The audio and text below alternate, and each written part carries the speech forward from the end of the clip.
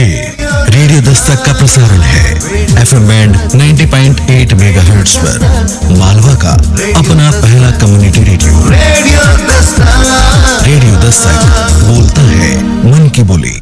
नमस्कार दोस्तों, स्वागत है आप सभी का आपके अपने उज्जैन के पहले community radio station radio Dastak 90.8 FM पर, और मैं हूं आपका दोस्त अभिजीत। दोस्तों, हम लेकर हाजिर हैं कार्यक्रम जीवन की डोर सेहत, जिसमें हम आपके लिए लेकर आए हैं स्वास्थ्य संबंधी बहुत सारी जानकारियां, और हमारा यही प्रयास रहता है कि हमारी जानकारियों के द्वारा रेडियो दस्तक के सभी श्रोताओं को स्वास्थ्य संबंधी लाभ मिलते रहें। हमारे कार्यक्रम जीवन की डोर सेहत के माध्यम से सभी प्रकार की बीमारियों के विषय में खास बातचीत की जाती है, और हमारे साथ मौजूद होते हैं उस विषय के विशेषज्ञ। और इस कड़ी में आज के एपिसोड में हम लेकर आए हैं महत्वपूर्ण जानकारियां, और इन जानकारियों को साझा करने के लिए आज विशेषज्ञ के रूप में हमारे साथ मौजूद हैं उज्जैन की अनुभवी जानी मानी नवजात शिशु रोग विशेषज्ञ doctor Deepti Verma, Ujjain charitable hospital and trust centre Ujjain से। नमस्कार मैम, स्वागत है आपका रेडियो दस्तक के स्टूडियो में।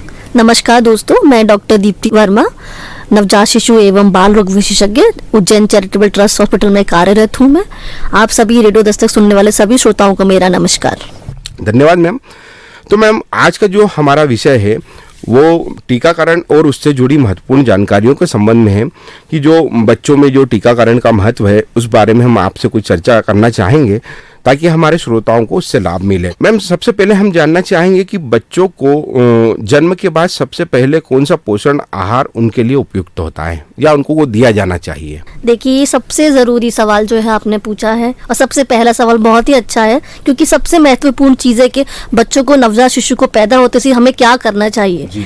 इसके लिए है कि सबसे ज्यादा उपयुक्त जो आहार है उस बच्चे के लिए, उसकी उम्र के हिसाब से सिर्फ और सिर्फ माँ का दूध। तो जैसा कि श्रोताओं सुना आपने कि जैसे मैडम ने बताया, जन्म के बाद जो सबसे अच्छा पोषण आहार जो शिशु के लिए होता है वो उसके लिए उसकी माँ का दूध होता है। मैडम, इसी क्रम में हम जानना चाहेंगे कि नवजात शिशु को जन्म के बाद कौन कौन से टीके लगवाने होते हैं, और ये कहाँ लगते हैं, कहाँ लगवाना होते हैं? देखिए, नवजात शिशु को जैसे ही पैदा होता है, जिस भी फैसिलिटी में वो पैदा होता है, सपोज वो PSC है या CSC है या सरकारी अस्पताल है या चैरिटेबल है अपना, या जो भी अस्पताल है, सबसे जरूरी चीज है उसके जन्म के टीके, और जो उसको उसी दिन लगने चाहिए, इसलिए उनको जन्म का टीका बोला जाता है। इसमें पहला टीका है BCG का टीका, जो कि हमें TB के खिलाफ बचाता है, जो हमारे बाएं हाथ पे लगता है। दूसरा टीका है हमारा पोलियो का टीका, जो हमें 2 बूंद पिलाए जाते हैं। उसको शून्य खुराक बोलते हैं, इसीलिए इसको शून्य बोलते हैं, क्योंकि उसी दिन अपने को देना है। वैसे तो अपन 15 दिन तक पिला सकते हैं, पर हम चाहें तो उसी दिन देना हमें बहुत जरूरी है। और साथ में हेपेटाइटिस B, जो कि पीलिया के खिलाफ बच्चे को बचाता है, ये भी विदिन 24 आवर्स या 24 घंटे के अंदर हमें देना ही है। ये बहुत ही जरूरी है तीनों टीके। उसके बाद से अगर हम लें तो फिर 1.5 महीने, 2.5 महीने और 3.5 महीने, इन पे हमारे 3 टीकों का क्रम चलता है। पहला टीका है अपना DP टीका, जिसमें काली खांसी हो गया, अपना निमोनिया हो गया, रोटा हो गया, खसरा हो गया, इन सभी के टीके लगते हैं। तो अपने को जन्म के बाद 1.5, 2.5 और 3.5 तक ये पूरा टीकाक्रम मेंटेन करना होता है। तो जैसे कि आपने बताया कि जैसे शुरुआत में शिशु का जन्म होता है उसी दिन से टीकाकरण प्रारंभ हो जाता है, मतलब ये क्रमबद्ध तरीके से रहता है और विभिन्न समय समय पर लगाए जाते हैं। श्रोताओं, आपने सुना जैसे कि सबसे महत्वपूर्ण जो टीके बताए मैडम ने, कि जन्म के दिन ही जो टीके लगना होते हैं उनके बारे में मैडम ने आपको जानकारी दी। मैडम, हम थोड़ा ये भी जानना चाहेंगे हमारे श्रोता कि बच्चों को जो एक्स्ट्रा वैक्सीन कौन कौन से हैं जो सरकारी शेड्यूल में नहीं लगते हैं या सरकारी में उपलब्ध नहीं होते हैं, तो वो कौन कौन से इस तरह के एक्स्ट्रा वैक्सीन होते हैं या एक्स्ट्रा टीकाकरण होते हैं? देखिए, जैसे मैंने अभी बात की जन्म के बाद की 1.5, 2.5 और 3.5 की, तो उसमें जो टीके जितने भी हैं, जैसे कि काली खांसी हो गया अपना, निमोनिया हो गया अपना, रोटा जो दस्त के खिलाफ बचाता है, ये सारे टीके तो सरकारी में अब फ्री में लगते हैं। इसमें भी पहले निमोनिया और रोटा का टीका नहीं था, तो सरकार ने अब उपलब्ध करा दिया है,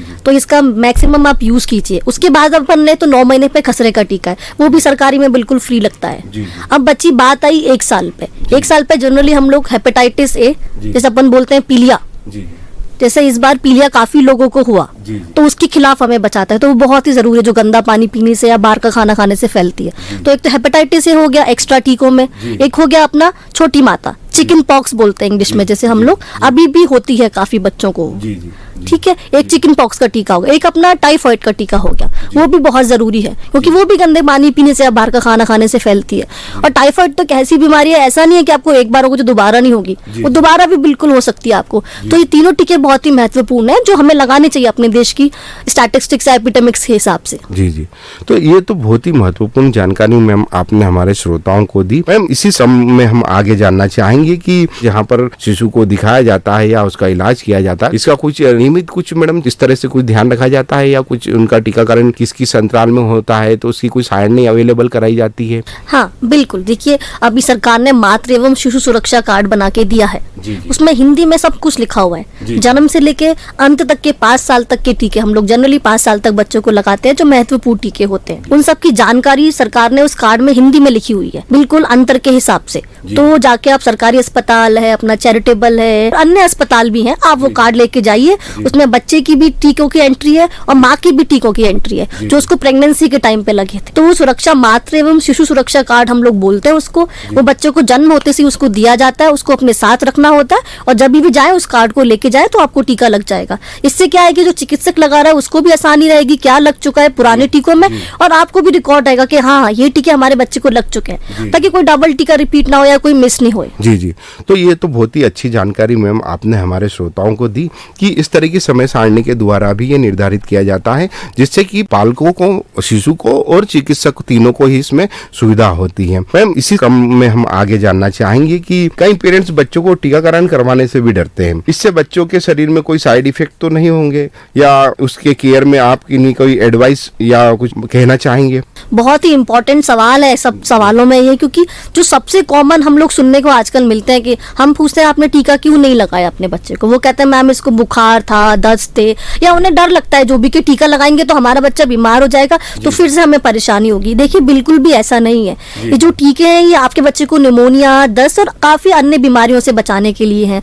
इसमें क्या होता है कि टीका लगाने के बाद जो अपने टीके लगते हैं, जनरली जो जन्म के टीके होते हैं उनसे कोई साइड इफेक्ट्स नहीं होता। जो 1.5, 2.5 और 3.5 के जो मेन टीके रहते हैं, मेन टीके भी वही हैं और थोड़े बहुत साइड इफेक्ट उनसे ही होते हैं, और वो भी बहुत मामूली, जैसे अपन सुन सकते हैं कि हल्का बुखार होना बच्चे को, या टीका जहाँ लगाते हैं वहाँ पे थोड़ी लालिमा होना, या हल्का दर्द होना, या हल्का चिड़चिड़ापन होना, ये बहुत ही माइल्ड साइड इफेक्ट्स होते हैं जो 2-3 दिन में खुद ही ठीक हो जाते हैं। और साथ में हल्का बुखार है तो डॉक्टर आपको दवाई देगा ही उस चीज के लिए, आप वो दीजिए, बाकी और कोई मेजर बड़ा साइड इफेक्ट नहीं है इस चीज का, तो इसके लिए प्लीज टीके नहीं छोड़े। जी जी, हाँ मतलब ये बहुत ही महत्वपूर्ण चीज है और ये जो टीके लगवाना शिशु में बहुत ही अत्यंत आवश्यक है और कई सारी बीमारियों के बचाव के लिए। तो बहुत ही अच्छी जानकारी मैम आपने हमारे श्रोताओं को दी कि इस तरह की बातों पर ध्यान न दें और बच्चों का टीकाकरण एक निश्चित समय पर कराते रहें। मैम हमारे श्रोता इसी क्रम में जानना चाहेंगे कि क्या टीकाकरण के बाद बच्चे की टांग कमजोर हो जाती है? ये भी एक मिथ्या सुन रखी है, या मिथ इस तरह के भी होते हैं कई पेरेंट्स में? बिल्कुल बिल्कुल सही मिथ्या सुना है आपने। एक्चुअली जो टीके हम जनरली पैर पे लगाते हैं, जैसे डीपीटी का टीका हो गया जिसमें टेटनस रहता है और काली खांसी का टीका रहता है, और गलघोटू एक बीमारी होती है उसका टीका रहता है, तो उस केस में क्या होता है कई बार बच्चों को थोड़ी सी सूजन उस जगह पे आ जाती है और उनको उस जगह पे पेन फील होता है। कई बच्चे थोड़ा पैर उठाने में भी उनको दर्द फील होता है, पर इसका मतलब ये नहीं कि उसकी टांग कमजोर हो गई है, वो अपना पैर नहीं उठा रहा क्योंकि उसको दर्द हो रहा है उस जगह पे। आप उस केस में क्या कर सकते हैं, एक छोटे से बर्फ के टुकड़े को एक कपड़े में बांध के सिकाई कर सकते हैं, कुछ पेन किलर दवाइयां हम देते हैं प्रिस्क्राइब, वो दे सकते हैं, या एक कपड़े को ठंडे पानी में कट के अच्छे से निचोड़ के वहाँ पे सिकाई कीजिए, 2-3 दिन में ठीक हो जाएगा। पर ये कोई लकवा जैसी बीमारी नहीं हुई है उसको, उसकी वजह से कोई परेशानी नहीं है, मामूली साइड इफेक्ट है थोड़ा दर्द होना। मैडम इसी संबंध में जुड़ा हुआ एक और क्वेश्चन श्रोता जानना चाहेंगे कि बच्चों को टीका किन परिस्थितियों में नहीं लगवाना चाहिए? मतलब कुछ ऐसी परिस्थिति, मतलब कौन कौन सी वे परिस्थितियां हो सकती है जिसमें कि टीका नहीं लगवाना चाहिए? देखिए वैसे तो बच्चे को टीका हमें हर परिस्थिति में लगाना चाहिए, एक्सेप्ट कि बच्चा बहुत बीमार है, जैसे कि बच्चा किसी अस्पताल में भर्ती है ड्यू टू सम रीजन, जैसे उसको बहुत फीवर आ गया हाई ग्रेड, बुखार तेज है, नमूनिया हो गया, दस्त उल्टी इतना ज्यादा है कि उसको भर्ती करने की आवश्यकता है। केवल भर्ती अगर बच्चा है इन बीमारियों की वजह से तो ही उसको बस उस समय हम लोग टीका नहीं देते।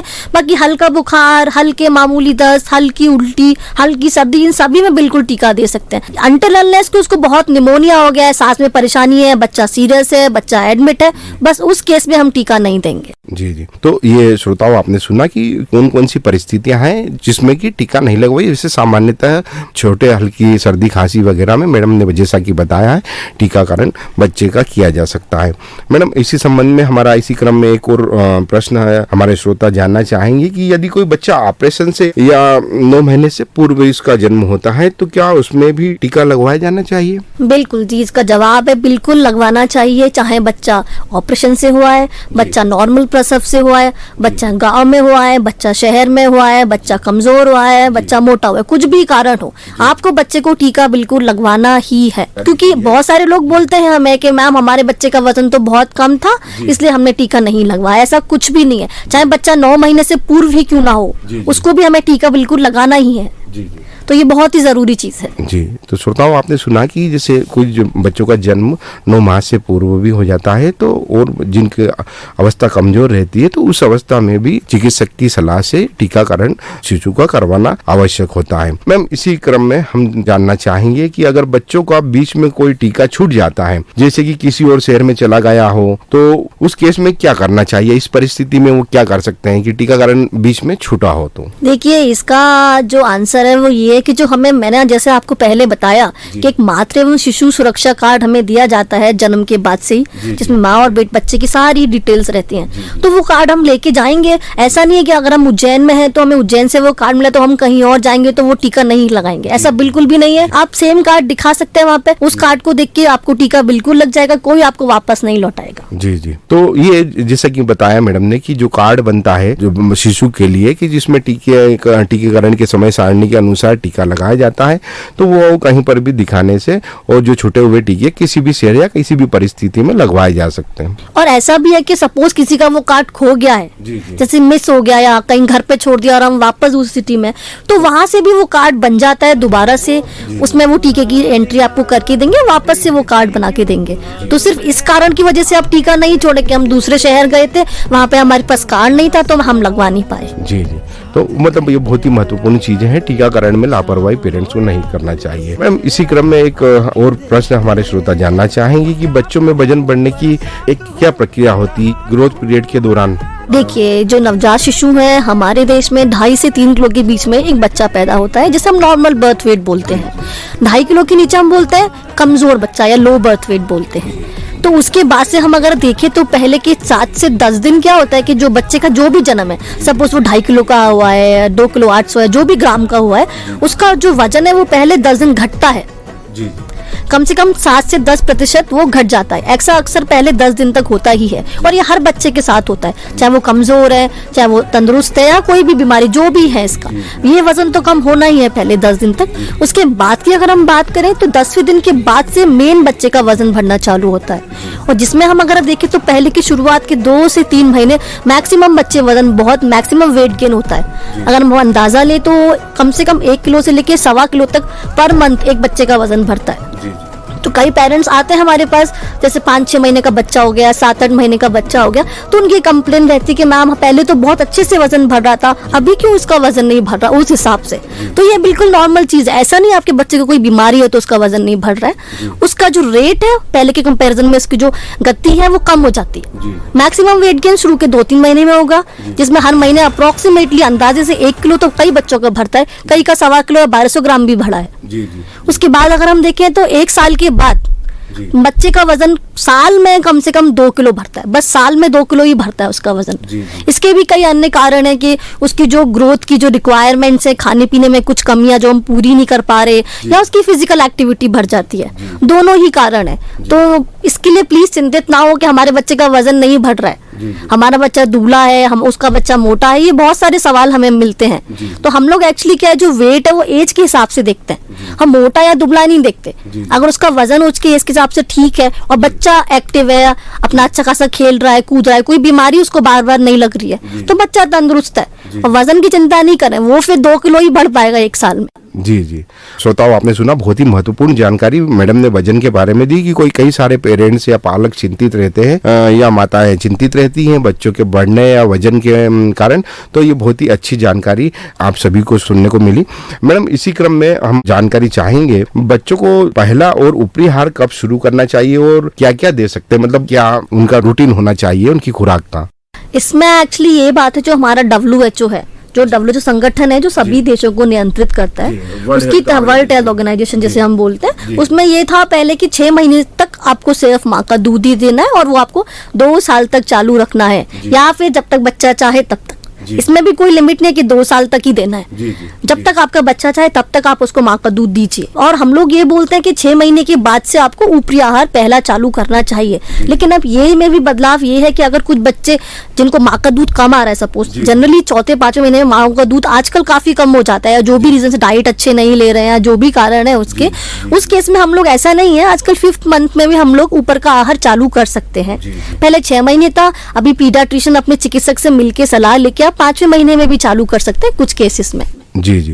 तो ये बहुत ही अच्छी जानकारी आपने हमारे श्रोताओं को दी कि ये जो आहार रहता है बच्चों का, वो उसका ऊपरी आहार कब से शुरू करना चाहिए। तो इसी क्रम में मैम एक और प्रश्न हम जानना चाहेंगे कि बच्चों के जो कान का दर्द बच्चों में अक्सर देखा जाता है और इससे किस प्रकार निपटा जाता है। जो नवजात शिशु रहते हैं या थोड़ा सा उनकी आयु बढ़ती है तब उनमें कान का दर्द अक्सर पाया जाता है। जो कान का दर्द है कि बहुत ही कॉमन कंप्लेंट्स है जो डेली हमें OPD में देखने को मिलती है। इसका सबसे पहला कारण है बच्चे को सर्दी खांसी के साथ कान का दर्द होना। जो सर्दी खांसी के इन्फेक्शन अगर बच्चे को लगे तो साथ में उसका कान में भी दर्द होगा, ये बहुत ही कॉमन कारण है। दूसरा कारण है बच्चे को जो माएँ बॉटल फीडिंग कराती हैं उनमें अक्सर कान का दर्द पाया जाता है, क्योंकि उनमें जो कान की जो लेयर है, एक टिम्पैनिक मेम्ब्रेन बोलते हैं, उसमें इन्फेक्शन, पस या मवाद बोले वो हो जाता है। तो बॉटल फीडिंग एक बहुत कॉमन फैक्टर है, साथ में सर्दी खांसी का इन्फेक्शन। इससे निपटने के लिए आपको कुछ नहीं करना, आप अपने डॉक्टर से मिलिए, साथ में आप सर्दी खांसी की जो दवाइयाँ हैं वो दीजिए। अगर बच्चे को बहुत ज्यादा कान में दुख रहा है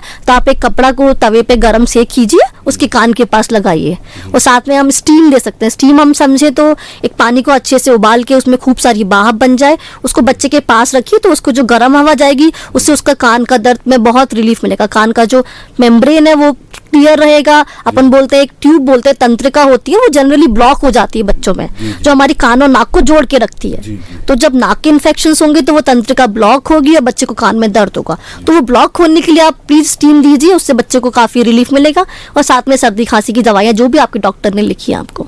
ये कई बार सुनने में आता है कि बच्चों को कान में अक्सर दर्द रहता है। बहुत ही अच्छी जानकारी मिली मैडम। इसी क्रम में हम ये भी जानना चाहेंगे कि बच्चों में आमतौर पर सर्दी खांसी की समस्या अक्सर देखने को मिलती है, क्या सलाह देना चाहेंगे कि माताएं या पेरेंट्स इससे किस प्रकार बच्चों को सर्दी खांसी की समस्या से छुटकारा दिला सके? देखिए, आजकल जो सर्दी खांसी की सबसे कॉमन समस्या, सबसे कॉमन कंप्लेंट्स है वो ये है कि वायरस का इन्फेक्शन जो हवा में या किसी की सांस से ये अपने को मिलता है। तो उसी के लिए हमने जैसे अभी बाढ़ की टीकाकरण की, तो उसमें एक फ्लू का वैक्सीन भी है जो मैं आपको बताती हूँ। फ्लू का वैक्सीन जो 6 महीने से स्टार्ट है, 7 मंथ्स पे लगता है, उसके बाद हर साल वो लगता है। और वो है जो कई बार आपको कई वायरस इन्फेक्शन से बचा सकता है। सर्दी खांसी के एपिसोड तो देखो होंगे ही, जब जब भी मौसम में परिवर्तन होगा, चाहे वो सर्दी से गर्मी है, गर्मी से बरसात है, या कोई भी परिवर्तन है, उस समय ये वायरस एक्टिवेट होते हैं। तो वो तो एक नॉर्मल बात है कि होगा ही होगा। कई बच्चों को लेकिन वो बहुत ज्यादा हो जाता है, या फिर उनको कुछ परेशानी, जैसे कि भाई किसी को अस्थमा है, दमा की शिकायत है, तो ऐसे पेशेंट को ये बहुत ज्यादा होती है। बाकी इनसे बचाव के लिए तो यह कि आप अपनी इम्यूनिटी बढ़ाइए। जैसे कई बार विटामिन D की डेफिशिएंसी या जिंक की डेफिशिएंसी या आयरन की डेफिशिएंसी, जैसे अपन खून कम होना बोलते हैं, विटामिन D, जिंक, ये सब है हमारी इम्यूनिटी को बढ़ाते हैं। तो आप इम्यूनिटी बढ़ाएंगे तो डेफिनेटली आपके इन्फेक्शन थोड़े से कम होंगे। साथ में बच्चों का ज्यादा ध्यान रखिए, बाहर ठंडी हवा में नहीं भेजिए, या गर्म कपड़े अच्छे से पहनाइए उनको, और उनकी खाने पीने का प्रॉपर ध्यान रखिए आप। साथ में टीकाकरण तो है ही जरूरी। जी, तो ये तो बहुत ही अच्छी जानकारी श्रोताओं आपको मिली कि बच्चों का सर्दी खांसी या ये अन्य किसी तरह के वायरल से किस तरह से बचाव किया जा सकता है। इसी क्रम में मैडम हमारे श्रोता जानना चाहेंगे कि ये जैसे आपने बताया कि ये सर्दी खांसी से बच्चों के बारे में, तो हम ये जानना चाहेंगे कि टीनेजर्स जो कि 13 से 19 साल की उम्र में जो बच्चे हैं उनमें किस तरह के शारीरिक या वो मानसिक बदलाव होते हैं।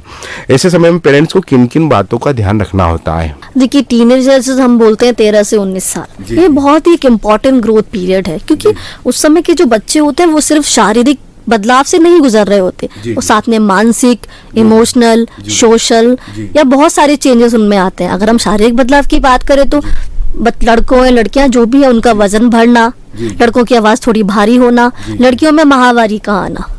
तो इस समय वो जो ग्रोथ पीरियड है वो भी उनका बहुत फास्ट रहता है। ये 2-3 साल में उनको मैक्सिमम ग्रोथ होता है, जैसे हाइट बहुत ज्यादा बढ़ना वो 2-3 साल में ही होती है। कम से कम माहवारी आने के पहले लड़कियां अराउंड 20 सेंटीमीटर से 25 सेंटीमीटर तक हाइट ये 3 साल में गेन करती है, जो भी उनकी पुरानी हाइट है उससे अगर नापे तो। इस समय उनका वजन बढ़ना या उनके ब्रेस्ट का डेवलपमेंट होना, ये बहुत सारी चीजें हैं। और साथ में इमोशनल कंपोनेंट, इमोशनल में हम समझे तो कि इस उम्र के जो बच्चे रहते हैं उनकी जो मानसिकता वो बहुत ही अलग है, वो एक नई मानसिकता है। वो इंडिपेंडेंट बनना चाहते हैं, अपने सोशल ग्रुप के हिसाब से उनको उनके फ्रेंड्स का प्रेशर या स्कूल का प्रेशर, उनमें एक एंगर भी बहुत कॉमनली पाया गया है जो सबसे मेन है अपने को कंट्रोल करना। उस समय आजकल के पेरेंट्स क्या होते हैं, जैसे पुराने पेरेंट्स होते थे कि बच्चे को गुस्सा आया तो हमने डांट दिया, पिटाई कर दी। आजकल आप वो नहीं कर सकते। एंगर मैनेजमेंट में कि आपको बहुत काम और रिलैक्स रहना पड़ेगा। अगर आप भी एंगर करेंगे तो वो चीज मैनेज नहीं हो पाएगी। तो ये बहुत ही सोशल जो इमोशनल प्रॉब्लम्स है ना, ये बहुत कॉमन हो गई हैं। जैसे डिप्रेशन हो गया, साइकोसिस है, बच्चे एकदम अचानक से शांत हो गया, किसी से बात नहीं कर रहा या अपनी दुनिया में या मोबाइल चला रहे। तो ये सारे रीजंस बहुत हैं और इस समय अपने को बहुत ध्यान रखना है उनका। साथ में खाने पीने का भी ध्यान रखना है, स्पेशली लड़कियों में। माहवारी चालू होने के बाद खून की कमी बहुत ज्यादा उनमें हो जाती है या पहले से रहती है तो वो और बढ़ जाती है। प्लीज उनके खाने पीने का बराबर ध्यान रखिए और बच्चों के साथ उनके हिसाब से पेश आइए, उनकी बातें सुनिए या जो भी है, क्योंकि सिर्फ फिजिकल डेवलपमेंट नहीं है, यहाँ इमोशनल सोशल कंपोनेंट भी बहुत ज्यादा जरूरी है। जी, तो मैम ये तो बहुत ही अच्छी जानकारी आपने हमारे श्रोताओं को दी। इसी क्रम में हमारे श्रोता जानना चाहेंगे कि नियमित टीकाकरण में वैक्सीन के माध्यम से किन किन रोगों का सफाया किया जाता है या इनका निदान किया जाता है? देखिए, हमारे देश से अब तक 3 मेन रोग है जो बहुत ही बड़े रोगों में काउंट होते थे पहले, जैसे चेचक, बड़ी माता अपन बोलते हैं, एक बहुत ही खतरनाक बीमारी थी, महामारी थी चेचक, जो अब हमारे देश से जा चुका, मतलब उसका खात्मा हो चुका है। चेचक हो गया हमारा, एक हमारा टेटनस हो गया। टेटनस होता है कि टेटनस एक नवजात शिशु को भी हो सकता है, उसमें जैसे दूध नहीं पी पाना या मांसपेशियों की बीमारी होती है, हाथ पैर कड़क होना या दांत कड़क होना। तो ये टेटनस भी हमारे देश से इसका सफाया हो चुका है। और इसका ये है कि मदर्स को हम लोग टेटनस का टीका देते हैं प्रेगनेंसी में, उसके बाद बच्चे को भी टेटनस का टीका लगाया जाता है। तो इसलिए टीकाकरण इंपॉर्टेंट है। टेटनस जा चुका है हमारे देश से, स्मॉल पॉक्स बोलते हैं, बड़ी माता वो जा चुका है, चेचक जैसे हिंदी में बोलते हैं, और एक पोलियो। ये 3 बीमारी हमारे देश से बिल्कुल निकल चुकी है। खात्मा मतलब टीकाकरण बराबर, टीकाकरण से इनका खात्मा हो चुका है। जी, तो मैम आपने बहुत ही अच्छी जानकारी हमारे श्रोताओं को दी और निश्चित ही उनको इससे बहुत फायदा मिलेगा। मैडम, हम चाहेंगे कि आप हमारे जो श्रोता सुन रहे हैं उनको रेडियो दस्तक के माध्यम से संदेश दें। देखिए, मैं बस उनको ये बोलना चाहती हूँ कि हमारे जो सरकारी शेड्यूल के टीके हैं, जो मैक्सिमम टीके अब फ्री हो चुके हैं, तो प्लीज उनका आप लाभ उठाइए, क्योंकि बाहर बहुत ही महंगे मिलते हैं वो टीके। अब वो सरकारी शेड्यूल में आ चुके हैं। बस कुछ 2-3 एक्स्ट्रा वैक्सीन हैं, जैसे मैंने बताया टाइफॉइड, हेपेटाइटिस है, ये अपने को एक्स्ट्रा लगाने हैं। बाकी सभी टीके उपलब्ध हैं बिल्कुल फ्री ऑफ कॉस्ट में। आपके अस्पताल हो, आंगनवाड़ी हो, सारी जगह मिलते हैं वो टीके और एक नियमित खाट से बराबर लगाए जाते हैं। और साथ में बच्चों के खाने पीने का बराबर ध्यान रखिए, एक प्रॉपर बैलेंस डाइट जिसे अपन बोलते हैं हिंदी में, संयुक्त आहार, जिसमें सभी श्रेणी के फल हो, खाना हो, अनाज हो, दूध हो, अगर नॉनवेज है तो मांस, मछली, अंडा, जो भी हो। मतलब बेसिकली बच्चों को एक प्रॉपर बैलेंस डाइट दीजिए, मैं यही बोलना चाहूंगी। और कुछ भी बच्चों की परेशानी हो, प्लीज अपने डॉक्टर या बच्चों का डॉक्टर जो भी आपके आसपास मौजूद है, प्लीज उससे कंसल्ट कीजिए। अपने आप कोई भी दवाइयां बच्चे को नहीं दीजिए, क्योंकि टीकाकरण के साइड इफेक्ट्स नहीं है, पर दवाइयों के बराबर साइड इफेक्ट्स है अगर उनकी डोज में जरा सा भी गड़बड़ हुआ। और ये बात आप ध्यान रखिए, टीके से ऐसे आज तक कोई मेजर साइड इफेक्ट किसी को नहीं हुआ है। अनटिल अनलेस कभी कभार क्या होता है कि टीके से किसी बच्चों को सपोज एलर्जी हो गई, बस उस केस में हमें थोड़ा कि वो टीका नहीं देना। बाकी मामूली हल्की सर्दी, बुखार, दस्त, ये सब मामूली साइड इफेक्ट्स हैं, इनको छोड़ के आप प्लीज बराबर टीकाकरण करवाइए अपने बच्चों का और उनको स्वस्थ रखिए। जी, तो धन्यवाद मैम, आज आपने यहाँ आकर इतना महत्वपूर्ण समय हमको दिया और बहुत ही अच्छी जानकारी हमारे श्रोताओं को दी, जिससे हमें पूरी उम्मीद है उन्हें बहुत लाभ पहुँचेगा। इसके लिए पुनः आपका धन्यवाद। बहुत बहुत धन्यवाद आपको भी। Thank you ma'am. तो दोस्तों, यह थी हमारे साथ उज्जैन के काफी अनुभवी नवजात शिशु एवं बाल रोग विशेषज्ञ doctor Deepti Verma ma'am, Ujjain charitable and trust hospital research centre Ujjain से, जिन्होंने नवजात शिशु एवं बाल रोग संबंधी विषय के बारे में बहुत ही महत्वपूर्ण जानकारी दी। दोस्तों, कोई भी बीमारी को हल्के में नहीं लेना चाहिए और जरा भी लापरवाही नहीं बरतनी चाहिए, क्योंकि लापरवाही करने से समय के साथ साथ वह बीमारी और भी गंभीर हो सकती है। दोस्तों, हमें उम्मीद है कि आपको हमारे कार्यक्रम में डॉक्टर दीप्ति वर्मा जी ने जो भी महत्वपूर्ण जानकारियां दी वह सभी आपने ध्यान से सुनी होंगी। और नवजात शिशु एवं बाल रोग विषय के संबंध में आपको कोई भी समस्या है या आपके किसी परिचित या परिवारजन को कोई समस्या है तो आप उन्हें भी यह सभी जानकारियों से अवगत करें और उन्हें प्रेरित करेंगे कि वे लापरवाही न बरतें और अपनी बीमारी का ठीक ढंग से इलाज कराएं। दोस्तों, हमें उम्मीद है कि आज का कार्यक्रम आप सभी के लिए लाभप्रद सिद्ध होगा। अगर आपके मन में भी कोई प्रश्न है या कोई सुझाव आप हमें देना चाहते हैं तो आप संपर्क कर सकते हैं रेडियो दस्तक 90.8 FM के व्हाट्सएप नंबर 9406894068 पर और हम आपके सभी सवालों के जवाब देने की पूरी कोशिश करेंगे और आपके सभी सुझावों पर भी जरूर विचार करेंगे। दोस्तों, आप रेडियो दस्तक 90.8 FM से जुड़ी सभी महत्वपूर्ण जानकारियों और अपडेट्स के लिए हमसे जुड़ सकते हैं हमारे social media account Facebook, Instagram, Twitter, YouTube पर भी, जहां पर आपको अन्य गतिविधियों की जानकारी भी मिलती रहेगी।